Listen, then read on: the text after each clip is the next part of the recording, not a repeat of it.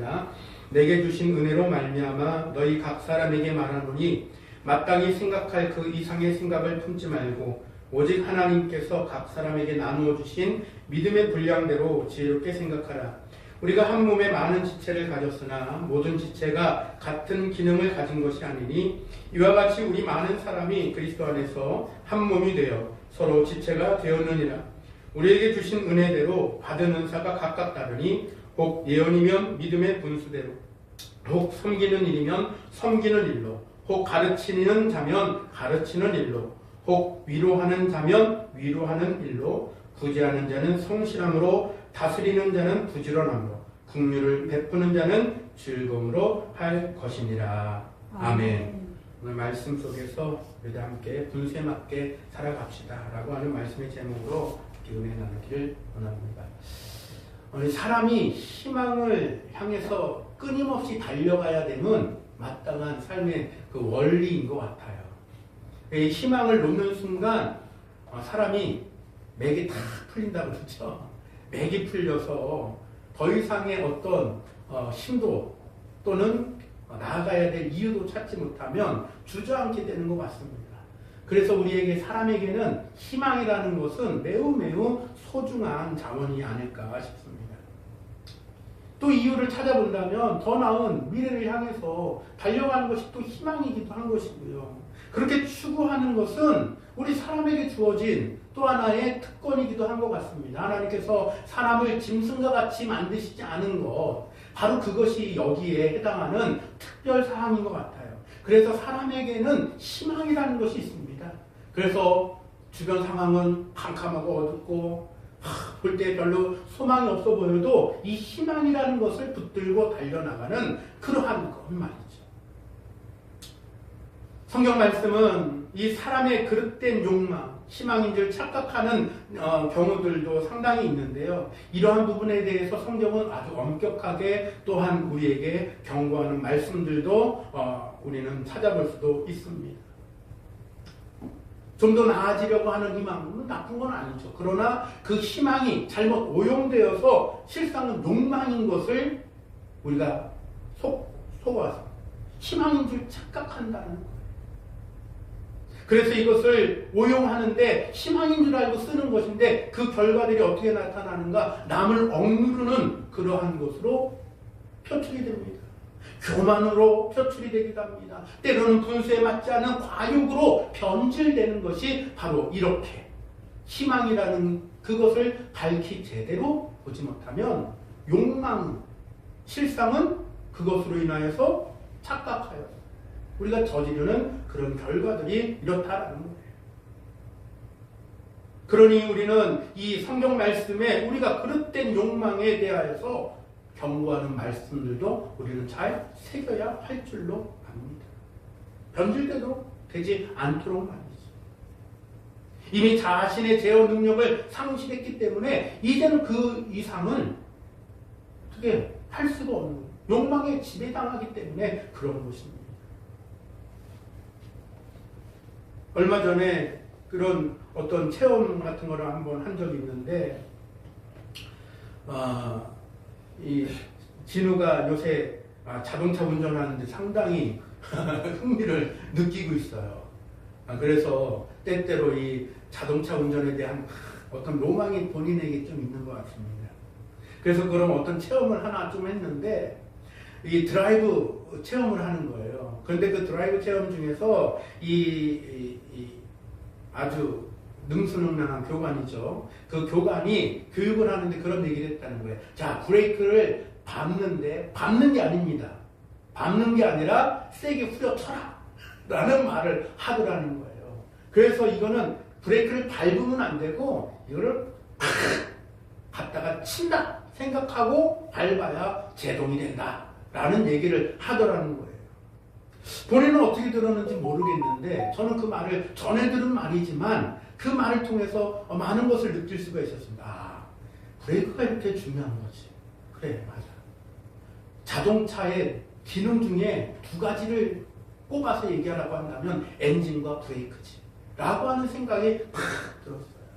그래 사람을 움직이는 것은 뭘까를 생각해 보다가 보니까 그래 사람을 움직이는 것은 희망이고 소망인데 이것이 만약 변질되어서 나를 제어하지 못하는 어떤 것으로 변질되어져서 내가 착각해서 사실은 욕망에 불과하고 사실은 남을 억누르는 거에 불과하고 사실은 이것이 교만이 되었고 사실은 과욕이 되어서 변질됐음에도 불구하고 브레이크를 밟지 못하는 확 밟아야 브레이크가 빡 들어가고 정차를 제대로 할 수 있는 그 상황을 상실한다면 그거는 살인무기다 라는 생각이 팍 들더라고요.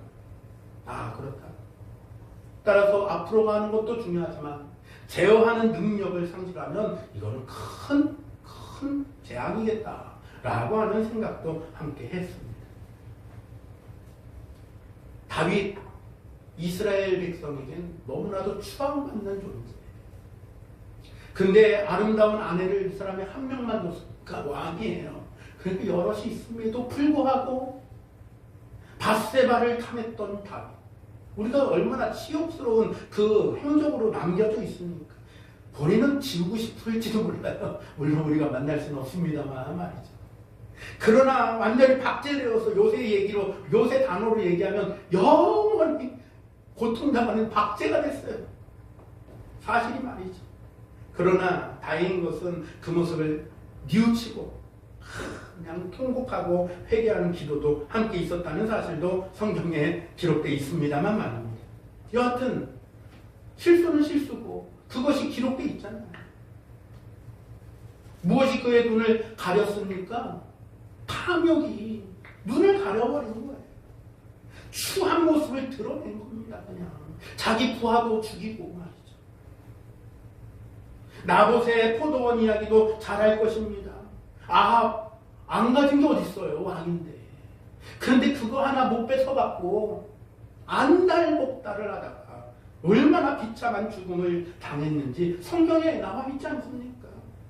재물에 눈이 멀어서 하나님을 속였었던 사도 앞에서는 당장 그때 감동이 되었고 감정적인 대처로 모든 재산을 바치겠습니다 라고 했었던 아나니아와 삽비라.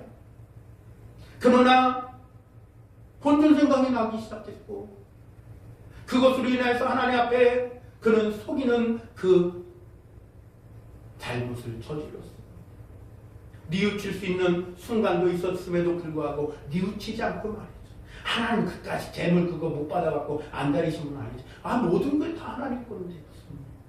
아나니아와 삽비라가 가져봐요. 얼마나 가졌겠어요. 하나님의 명은 아무것도 아니죠. 그런데 그의 것을 받지 못해서가 아니었어요. 살아계신 하나님을 속이는 그 만비 여기는 마음 말입니다. 하나님을 존재하지 않는 분으로 여기는 그 마음 말입니다. 그렇기 때문에 그들은 비참한 죽음을 보게 됐던 사실들도 우리는 보게 되는 것입니다. 우리 그리스도인의 참된 삶이 어떤 것인지를 말씀들을 통해서 역설적으로 가르쳐 주시는 내용들이 아닐까도 싶습니다. 훌륭했던 사람도 말이죠. 이렇게 추락하고 추한 모습을 볼 수가 있는 것이고 다 가졌음에도 불구하고 더 못 가져갖고 안달나는 이러한 그 일로 인하여서 비참한 죽음을 맞기도 하고 드리겠다고 해놓고서 거짓말하고 속이는 그 심령으로 인하여서 하나님의 살아계심을 만으로 여기는 그런 일들이 일어나서 드러나는 잘못들로 생기는 결과들, 그것이 우리들에게 역설적으로 가르쳐 주시는 교훈이 있다라는 겁니다. 따라서 우리는 육을 위해서가 아닌 영이 깨어서 주님을 위해서 일할 수 있는 저여러분들이 되면 좋을 것 같습니다. 우리 영이 깨어서 주님을 위해 일할 수 있도록 우리는 더 많은 것을 하나님 앞에 간구해야 될 줄로 믿습니다. 동시에 먼저 자족할 수 있는 심령을 구함도 마땅할 줄로도 믿고 말이죠. 이게 중요해요. 자족할 수 있는 심령. 맨날 없어 이게 아니라 주심을 감사합니다. 오늘도 주셔서 감사합니다. 이는 자족할 줄 아는 마음 말입니다. 따라서 지금 내게 가장 필요한 것은 무엇일까요? 주신 것을 가장 소중히 여기는 그러한 자족하는 마음이 우리가 분수에 맞게 살아가는 그 첫걸음이 아닌가 생각되어집니다. 로마서 12장 3절 말씀엔 이런 말씀을 기록하고 있습니다. 내게 주신 은혜로 말미암아 너희 각 사람에게 말하노니 마땅히 생각할 그 이상의 생각을 품지 말고 오직 하나님께서 각 사람에게 나누어 주신 믿음의 분량대로 지혜롭게 생각하라. 오늘 본문의 말씀, 그 말씀이 바로 여기에 해당하는 말씀이다라는 거죠. 요한에슬리는 일찍이 이런 말을 했습니다. 하나님께서는 오직 성도들의 기도에 응답하여 활동하신다. 맞는 말 같아요. 하나님께서는 오직 성도들의 기도에 응답하여 활동하신다라는 인위적인 인간적인 뭐지 이런 얘기가 아니라 하나님은 그것을 원하시고 계시더라. 기다리고 계시더라. 그런 점에 있어서 성경이 가르치는 것 역시 기도는 하나님의 경륜을 이루는 데 있어서 무엇보다 중요한 요소다라는 것을 성경 곳곳에서 가르쳐주고 있습니다. 에스겔서 36장 말씀이 그 대표적인 것으로 저는 꼽아봤습니다. 그래도 이스라엘 족속이 이와 같이 자기들에게 이루어 주기를 구하여야 할지라 라고 특징해서 다 이루어지고 언약의 말씀인데 그럼에도 불구하고 이스라엘 족속이 자기들에게 이루어 주기를 구하여야 할지라 라고 하나님 여호와 하나님께 기도해야 된다라는 말을 하고 계시다라는 거예요. 언약의 하나님이시지만 신비스러운 일이지만 기도는 하나님의 약속을 이루게 하는 하나의 방법일 줄로 믿습니다. 여러분이 너무 잘 알고 있는 저의 상태, 제가 이제 이식 수술을 받아서 이렇게 받은 거, 이미 사실은 기도응답은 2004년 겨울 내지는 2005년 봄쯤에 이미 받았어요, 사실은. 그때 제게 응답 주시기를, 그때 진우를 안고서 새벽기도, 특별 새벽기도를 했는데 안고 기도를 하는데 저에게 진우의 입을 통해서 응답을 주시는데 두려워 말라, 놀라지 말라, 내가 너의 하나님이 되리라. 이 말씀을 팍 주시는데 저게 그게 응답이었어요. 그리고 고백하여 찬송 인도하고 예배 때 제가 고백하기를 응답받았습니다 라고 말씀을 드렸었거든요. 그것이 이제 그 때를 이루고 채워서 하나님께서 역사하신 줄 믿습니다. 참 신비스러운 일이죠. 무엇하면 기도하면 본인뿐만 아니라 성도들의 기도가 그렇게 응답되었다라는 점에서 저는 하나님의 약속이 이루어졌다라고 말씀을 드리는 거예요. 시간이 많이 지나도 시간이 짧더라도 하나님 그 시간에 매이는 분이 아니기 때문에 하나님 원하시는 그때에 응답하시고 역사를 이루실 줄 믿습니다. 성경은 하나님께서 우리에게 주신 귀한 약속으로 가득 채워져 있다라고 수많은 신학자들과 수많은 은혜의 사람들은 말들을 했습니다. 맞습니다. 우리의 간구함이 성취된다라는 점에서 우리는 이 말을 쉬이 여기면 안 될 줄 압니다. 무엇이요? 성경은 하나님께서 우리에게 주신 귀한 약속으로 가득 채워져 있다라는 말입니다.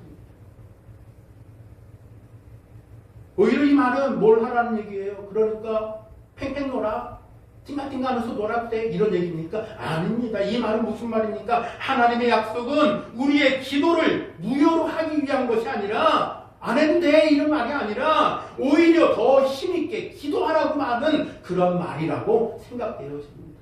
따라서 우리는 그 약속을 믿고 언약의 하나님의 말씀을 더 배경으로 하여서 힘있게 기도하는 올 한 해가 되기를 간절히 축원합니다. 진실로 하나님의 약속과 기도는 서로 맞물려서 이루어지는 거예요.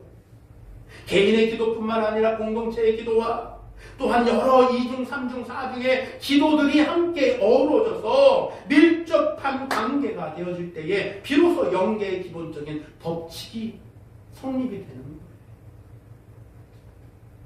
사무엘하 7장이 이런 영계의 기본 법칙에 아주 잘 드러나지는 그런 드러나지는 본문 말씀들입니다.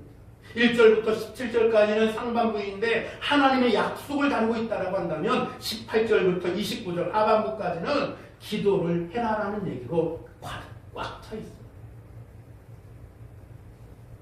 다윗은 약속을 이루어 주심을 기도했던 것을 우리는 그 안에서 발견할 수 있습니다. 말로 이것을 그냥 떼고 넘어가는 것이 아니라 약속과 기도가 이렇게 밀접한 관계를 어우를 때에 하나님 그 언약하신 그 언약을 신실하게 지키신다라는 거예요. 그러니 우리는 뭐 해야 됩니까? 언약만 믿고 튕거 배짱 부려야 되겠어요? 아니요. 우리는 그 언약을 배경 삼아 더 열심히 힘있게 기도해야 될 줄로 믿습니다. 따라서 하나님의 약속과 사람의 기도의 이 밀접한 관계를 우리는 잘 이해해야 될 줄로 믿습니다. 엘리야도 그런 과정 중에 한 사람이죠. 열왕기상 18장을 보면 엘리야의 기도, 어떤 기도였습니까? 비를 내려달라고 하는 기도였습니다. 얼굴을 두 무릎 사이에 놓고 오 주여 비를 내려주시옵소서 라고 했었던 그 기도가 어떤 기도입니까? 언약을 배경으로 한 믿음의 기도였던 것이에요. 얼마나 간곡하면 두 무릎 사이에 얼굴을 집어넣고 기도를 합니까? 우리도 그런 근거를 가지고 우리가 함께 기도하면 그 능력 내게 있는 것이 아니라 하나님께 있고, 우리가 기도하는 그 이름, 우리가 부르짖는 그 이름, 예수의 이름으로 기도할 때에 그 능력을 보이실 줄로도 믿습니다. 바로 이런 것들이 영계의 기본 법칙이다라는 거예요. 기도의 기본 법칙이다라는 거죠. 지난주에도 말씀드렸습니다만 기도 여러 형태가 있어요. 세상 사람들도, 믿지 않는 사람들도 기도한다니까요. 이단을 믿는 자들도 기도해요. 우상을 숭배하는 자들도 기도한다니까요. 비나이다 하면서 기도한다니까요. 요새는 이 기도라는 것도 이 단어가 매우 변질되고 아주 훼손당해갖고 참 심각합니다만, 아무튼 자기네들도 기도한대요. 그래서 이제는 기도합니다 이런 말로만 기독교인이다 착각하면 안 됩니다. 여하튼 어디에 속해 있는 기도는 우리가 육을 입은 우리가 하는 기도입니다만 이것은 속사라 하나님, 우리의 영이 깨어서 성취되기를 강구하는 이 기도를 하나님께 드릴 때에 그 기도야말로 하나님의 준비하신 축복을 받게 되는 유일한 조건이 될 줄로 믿습니다. 그래서 우리는 구해야 돼요. 취업을 위해서도 기도하고, 미래를 위해서도 기도하고, 건강을 위해서도 기도하고, 우리들의 모든 해야 할 그 일들과 자녀들과 자손들과 대대로의 그 신앙을 지킴을 위하여서도 우리는 기도해야 될 줄로 믿습니다. 이제 마무리하겠습니다. 우리의 기도를 기다리신 하나님을 여러분 생각해 보십시오. 하나님은 내가 기도하기를 원하시고 기다리고 계시다. 하나님께 우리는 따라서 전심으로 진심으로 기도해야 될 줄로 믿습니다. 아마도 이것이 우리가 궁극적으로 우리가 이뤄가야 할 성도로서의 분수에 맞게 사는 그런 삶이 아닌가 싶습니다. 오늘 본문을 한 번만 더 우리 봉독하고 이제 좀 마치기를 바랍니다. 우리가 분수에 맞게 살아간다는 것이 무엇입니까? 3절부터 다 같이 한번 8절까지 말씀 읽습니다. 시작. 내게 주신 은혜로 말미암아 너희 각 사람에게 말하노니 마땅히 생각할 그 이상의 생각을 품지 말고 오직 하나님께서 각 사람에게 나누어 주신 믿음의 분량대로 지혜롭게 생각하라. 우리가 한 몸에 많은 지체를 가졌으나 모든 지체가 같은 기능을 가진 것이 아니니 이와 같이 우리 많은 사람이 그리스도 안에서 한 몸이 되어 서로 지체가 되었느니라. 우리에게 주신 은혜로 받은 은사가 각각 다르니 혹 예언이면 믿음의 분수대로, 혹 섬기는 일이면 섬기는 일로, 혹 가르치는 자면 가르치는 일로, 혹 위로하는 자면 위로하는 일로, 구제하는 자는 성실함으로, 다스리는 자는 부지런함으로, 긍휼을 베푸는 자는 즐거움으로 할 것입니다. 아멘. 바로 이것이 선이고 하나님이 말씀하시는 선인 줄로 믿습니다. 기도합니다. 사랑과 은혜가 많으신 아버지 하나님, 우리들 하나님께로, 하나님을 가까이, 하나님께로 더 나아갈 수 있는 저희들이 되기를 원합니다. 하나님은 말씀을 통해서 우리에게 언약하셨습니다. 이런 언약의 하나님을 우리는 배경 삼고 우리가 더욱더 열심으로 기도함으로 이 올 한 해가 하나님께서 역사하시고 하나님께서 기다리시는 그 기도가 서로 밀접한 관계가 되어서 우리가 그 기도와 응답의 귀한 체험들을 할 수 있도록 주님 인도하시고 역사하여 주시옵소서. 감사드리며 우리 구주 예수님의 이름으로 기도하옵나이다. 아멘.